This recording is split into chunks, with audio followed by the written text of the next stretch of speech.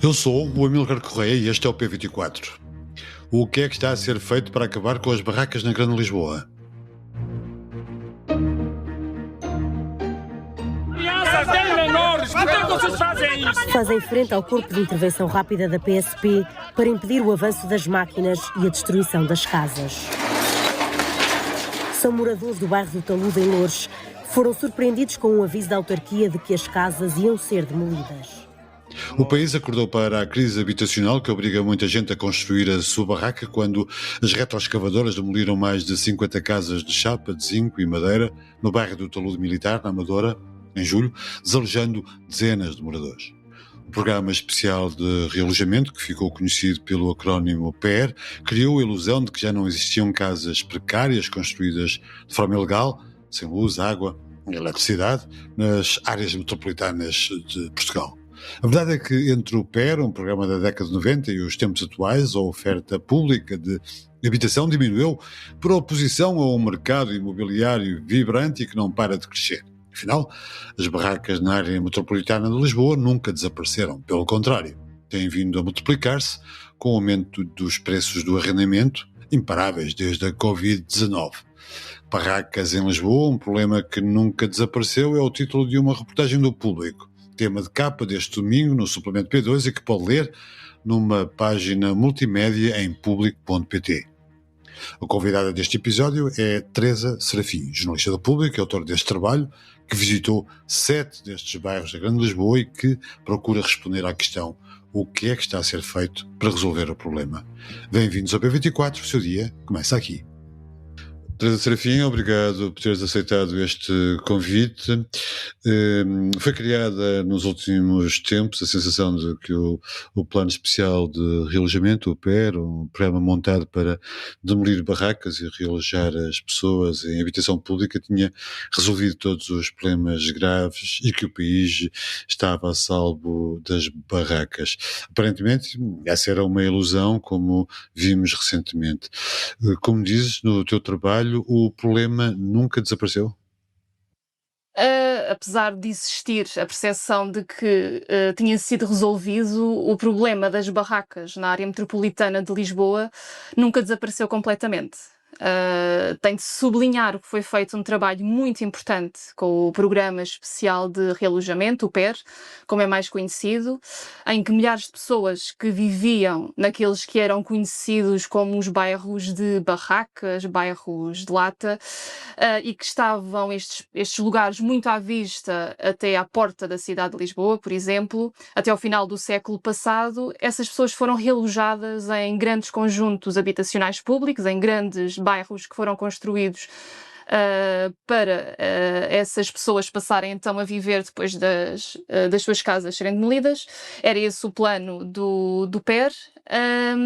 Embora possam ser apontados também alguns aspectos mais negativos também nesses realojamentos, como a fraca qualidade da construção, que hoje precisa de muita reabilitação e hoje muitos moradores também se queixam, e de que muitas pessoas ficaram longe de transportes públicos ou de serviços, que é também uma das grandes queixas que nos chegam hoje dos moradores.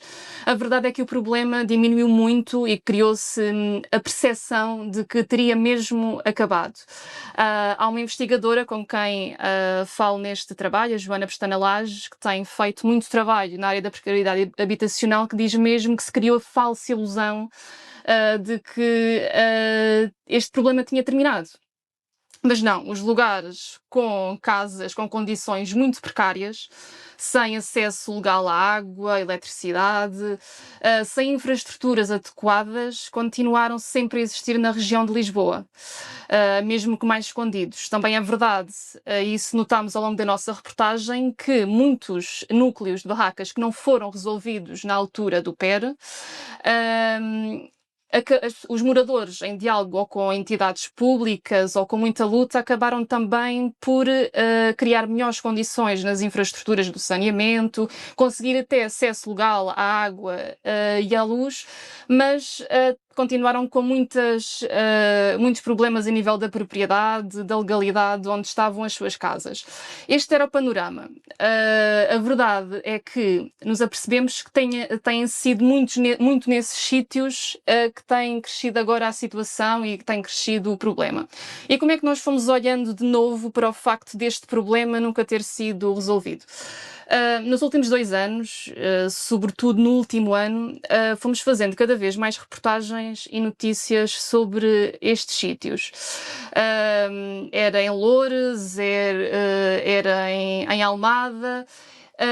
Antes estas reportagens e estas notícias eram feitas na mesma, mas com muito menos frequência e destaque do que ultimamente se tem feito e em diferentes concelhos. Mais recentemente tivemos o caso das demolições no talude militar, em Loures, que abriram mesmo os telejornais e se falou muito da forma como foram feitas, e também se tem falado muito do crescimento do Penajóia e do Raposo em Almada, porque tem crescido muito em muito pouco tempo.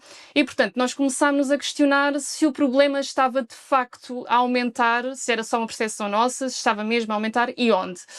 E, portanto, vamos falar com responsáveis de câmaras municipais, com investigadores que têm vindo a estudar a precariedade habitacional e percebemos que portanto, em muitos dos núcleos que não tinham sido nunca resolvidos no PER, que esta situação estava de novo a crescer.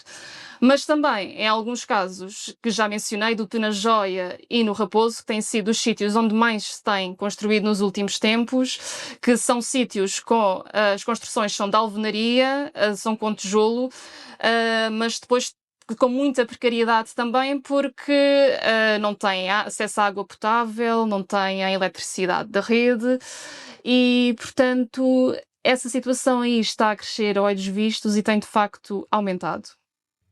Teresa, mesmo assim, na área metropolitana de Lisboa existem diferenças de geografia. Porquê? O que é que distingue concelhos como Oeiras e Cascais, por exemplo, de concelhos como Amadora, Almada ou Loures?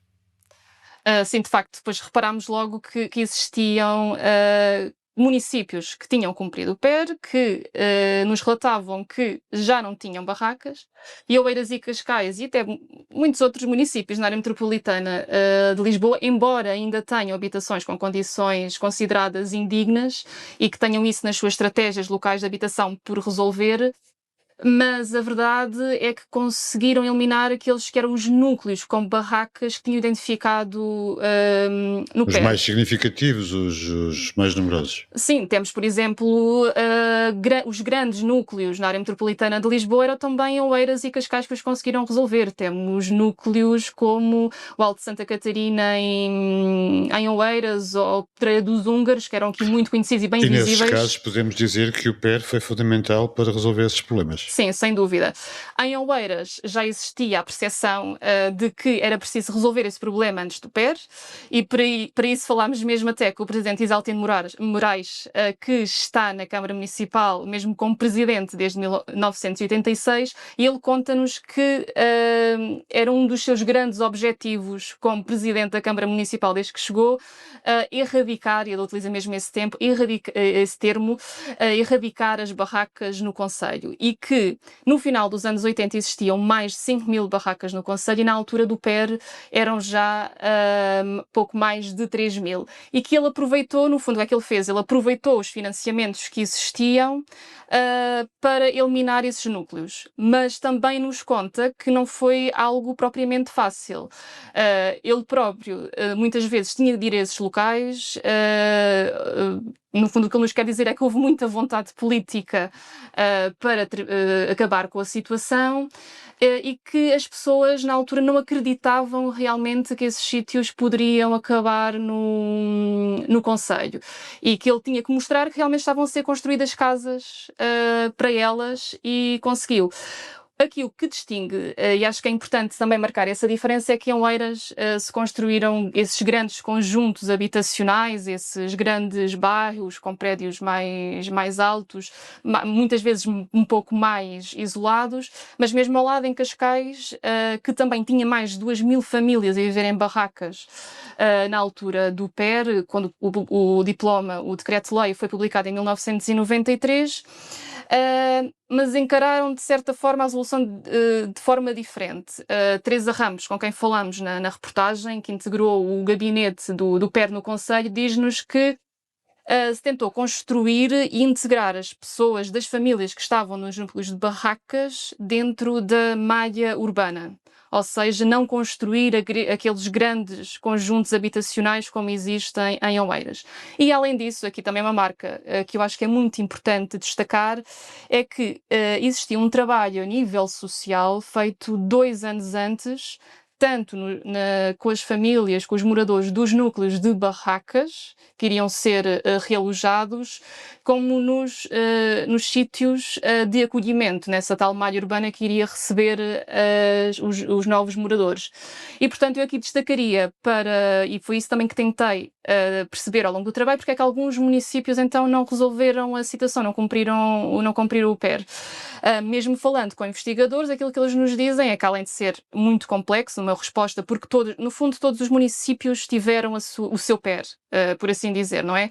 E, portanto, temos de juntar aqui fatores como vontade política, no fundo o financiamento que se aproveitou ou não, por vezes existiam mais dificuldades a nível de orçamento em algumas câmaras ou não, e também questões fundiárias dos terrenos, que foi muito mais difícil resolver em concelhos como Lisboa do que em Loures. A ausência de políticas públicas de habitação pode explicar o aumento destas construções precárias num determinado concelho? É unânime entre os especialistas na área de habitação com quem falamos que foi a ausência de políticas públicas de habitação durante muito tempo, ou de forma estruturada ou focadas também muito nestas situações mais vulneráveis, que levou até à situação atual.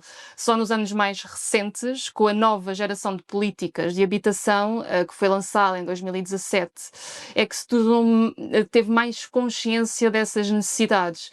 E também se pode dizer, isso é relativamente unânime, porque a nível nacional temos cerca de 2% de habitação pública, que se construiu pouca habitação pública. Portanto, tal como para a educação, a saúde, também para a habitação se tem de pensar numa estratégia que não fique congelada no tempo. E talvez tenha sido isso também que tenha levado às situações que encontramos em muitos bairros. A realidade que descreves da tua reportagem faz-nos, de facto, recuar aos anos 90 e ao PER. Estamos a precisar de um plano semelhante, pelo menos na área metropolitana de Lisboa, e isto é consensual entre os autarcas da região. Bom, durante o trabalho questionámos realmente se seria preciso ou não um novo PER, mas a verdade é que já temos o primeiro direito que surge com a tal nova geração de políticas de habitação, que foi lançada há uns anos, e que é dirigido precisamente à resolução de situações de indignidade habitacional, ou seja, de famílias que não têm capacidade financeira para suportar o custo do acesso a uma casa digna e que, através da reabilitação, através da construção ou da aquisição, podem obtê-la.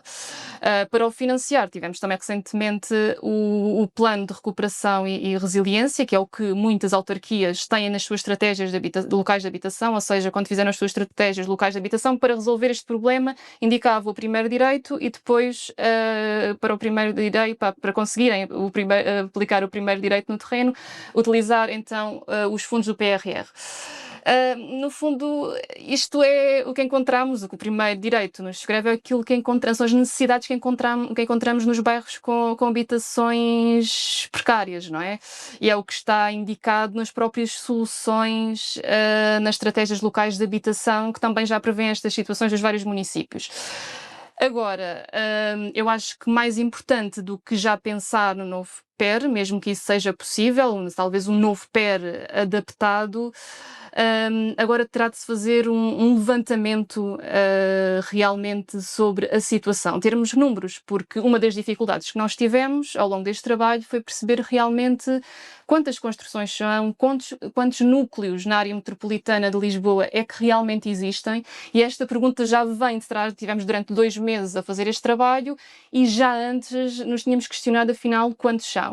E depois acho que realmente se perceber a dimensão, e além da dimensão, porque não podemos só encarar este problema como números, perceber realmente as soluções que podem estar em cima da mesa, tanto do lado dos moradores, porque é também um problema também social, não é? E tem de existir esse levantamento social. e depois também a capacidade que as autarquias podem ter também ou não para os aplicar. Aproveita, deixa para acabar. O que é que neste momento as autarquias têm feito para acabar com este problema das barracas na área metropolitana de Lisboa?